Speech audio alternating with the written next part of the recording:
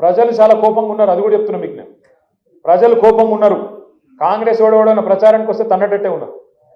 నిజంగా చెప్తున్నాను. సెక్యూరిటీ లేకుండా రేవంత్ రెడ్డి దొరికినా కూడా తంతారు, గట్టున్నది కదా. నేను ఉదయం చెప్తున్నాను, నేను చూస్తున్నా, నిజంగా చెప్తున్నా. ఆ వీడియోలలో తిట్లు ఏందా నాకు అర్థం కాదు. ఇన్ని తిట్లు ఉంటాయని కూడా తెలియదు నాకు.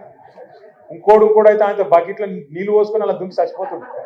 రేవంత్ రెడ్డి కాబట్టి బతుకుతుండు, కానీ ఇంకోడు కూడా అయితే ఎప్పుడో చచ్చిపోతున్నాడు తిట్లకు. అరే అరే ఏం తిట్లు అవి, ఏంది అది? తెలుగు భాషలో గిన్ని తిట్లుంటాయని కూడా ఎక్కలేదు నాకు. గన్ని రకాలుగా తిడతా. అది ఎవరు తిట్టేది మళ్ళా? 80 ఏళ్ళోళ్ళు, 90 ఏళ్ళోళ్ళు. నిన్న ఒక మహిళ, నేను ఒకటే అడుగుతున్నా, ఏం అవసరం ఉన్నది ఇంత దుర్మార్గంగా పాలన చేస్తాను? నిన్న ఒక ఊళ్ళో కొడంగల్లో భూములు అంటే ఒక్క ఊళ్ళో 110 ఎకరాలు కావాలంట రేవంత్ రెడ్డి. ఆ 110 ఎకరాల కోసం 400 మంది పోలీసులు పంపుతావు. 400 మంది ఊళ్ళో ఉన్నది పాపం ఎంతమంది ఉన్నారు వాళ్ళ తాండాల. వాళ్ళంతా లంబాడ సోదరులు, లంబాడ ఆడబిడ్డలు. వాళ్ళ మీదకి మొన్ననే పగబట్టి 40 మందిని 40 రోజులు జైలుకి పంపిండి, 40 మందిని. మళ్ళీ సిగ్గు లేకుండా మళ్ళీ అదే ఊరికి 400 మంది పోలీసులను పంపి ఇది పోలీస్ రాజ్యం అన్నట్టు హుకుమత్ చేస్తూ ఉన్నాడు.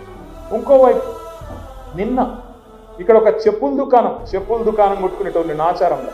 ఇంకొక ఆమె ఒక చిన్న పాల దుకాణం, పాల డబ్బా, దుకాణం కూడా కాదు డబ్బా, డబ్బా మీద పడ్డాడు. అంటే ఇక పేదోళ్ళు బతకాక తెలంగాణలో 10 ఏళ్ళు కేసీఆర్ గారికి ఇట్లాంటి గలీజ్ పనులు ఏమైనా చేసిండా? పేదోళ్ళు కడుపులో పెట్టుకొని చూసుకున్నాడు.